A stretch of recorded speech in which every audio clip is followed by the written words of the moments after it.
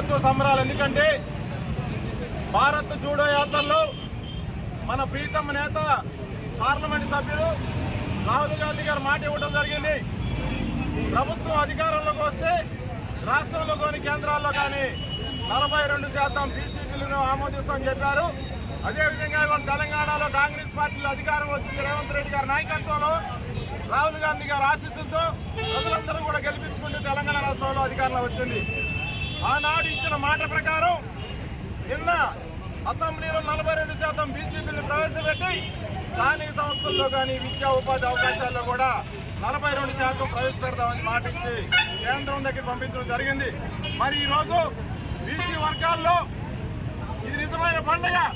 ఎందుకంటే 42% తెలంగాణ రాష్ట్ర ప్రభుత్వం బీసీ బిడ్డలకు ఇచ్చింది కాబట్టి వారందరూ కూడా తెలంగాణ రాష్ట్ర ప్రభుత్వానికి కాంగ్రెస్ పార్టీకి వారు అనుకూలంగా ఉండాలి.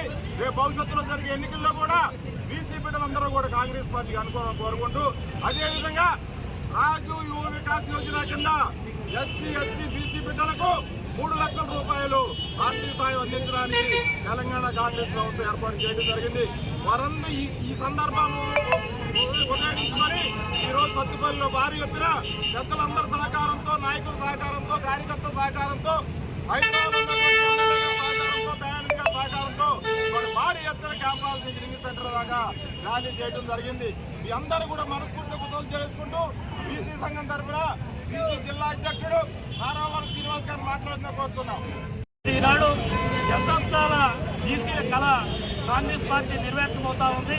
మరి నిన్ననే దశాబ్దాలుగా బీసీలు దేనికోసం అయితే కొట్లాడుతూ ఉన్నారో ఈ సమాజం లోపల సామాజిక న్యాయం కావాలని చెప్పేసి మరి అన్ని వర్గాల్లో కూడా అన్ని దాంట్లో కూడా బీసీలకు సమాన ఓటా కావాలని చెప్పేసి బీసీ జనాభా ప్రాతిపదికన రిజర్వేషన్లు కావాలని చెప్పేసి కొన్ని దశాబ్దాలుగా బీసీ ఉద్యమకారులు బీసీ ప్రజానికం మరి ఉద్యమాలు చేస్తున్నటువంటి నేపథ్యంలో ఈనాడు కాంగ్రెస్ పార్టీ రేవంత్ రెడ్డి గారి నాయకత్వంలో మరి నిన్ననే మరి బీసీ బిల్లు ప్రవేశపెట్టడం దాన్ని అసెంబ్లీలో ఆమోదించిన పట్ల బీసీ సంఘాలుగా మేము హర్షం వ్యక్తం చేస్తా ఉన్నాం.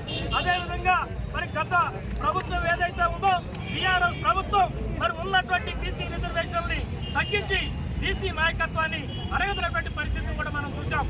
కాంగ్రెస్ పార్టీ బలహీన వర్గాల పార్టీ అని చెప్పేసి మరి బలహీన వర్గాల పక్షాన కాంగ్రెస్ పార్టీ ఎప్పుడు నిలబడిద్దని చెప్పేసి ఈనాడు ఈ అసెంబ్లీ యొక్క తీర్మానంతోనే మనకి రుజువైందనేది కూడా మీ అందరికీ తెలియజేస్తూ తప్పకుండా బీసీ సమాజం ఎప్పుడు కూడా కాంగ్రెస్ పక్షాన్ని నిలబడుతుందని చెప్పి తెలియజేస్తూ తీసుకుంటా ఉన్నారు.